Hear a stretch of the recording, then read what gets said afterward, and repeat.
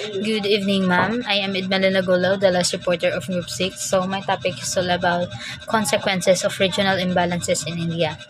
So, interstate and intrastate agitation.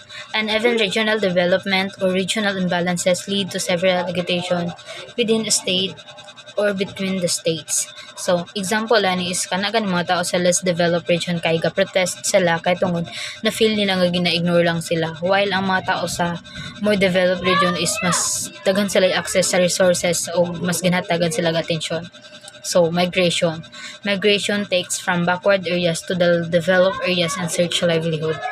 So, kaning number 2 mao ni siya kaning mga tao gani kay mobalis sila gikan sa ilang lugar nga walay opportunities sa lugar nga daghay oportunidad ug mas hana ilang pamuyo. Example kaning mga uban mananagat pero dili tanan.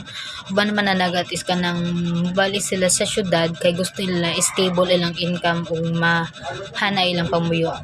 Social unrest. Differences and prosperity and development leads to friction between different sections of the society causing social unrest.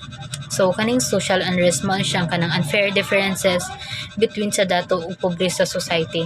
Example, sa usa ka nasod ang mga dato is kana ganing mas naa sila access sa resources, sa jobs, sa education, while ang kaning mga pobre is kanang maglisod man lang og kuha sa basic services. Gakos ni siya og kanang pag-protest ug kasuko sa mga tao kay di ba gusto sa tanan nga pantay-pantay ang chance nga ihatag sa ato. Ang number 4 mao ni siya ang kanang pollution.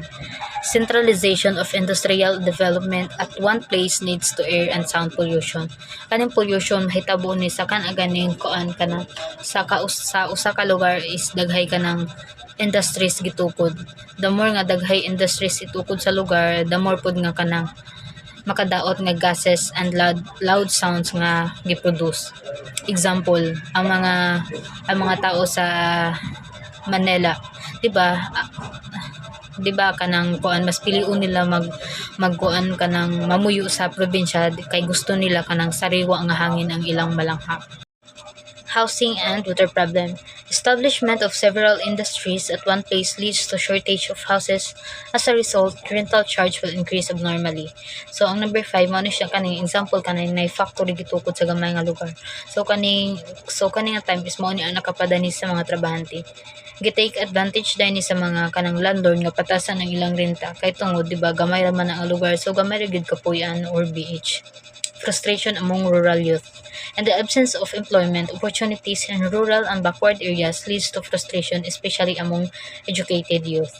So, kaning frustration sa mga kabatan-unan mahitabo ni kana ganing way enough job opportunities sa rural areas, especially sa mga young educated people. So, underdeveloped infrastructure. Rural and backward areas do not have 24 hours power, proper houses, safe drinking water, sanitation, hospitals, telephone, and internet facilities. In a rural village, struggle gyud pamuyo ang mga tao kay walay proper houses, safe drinking water or unsa ba na maglisod gyud pamuyo ang mga tao. Aggregation of the imbalance.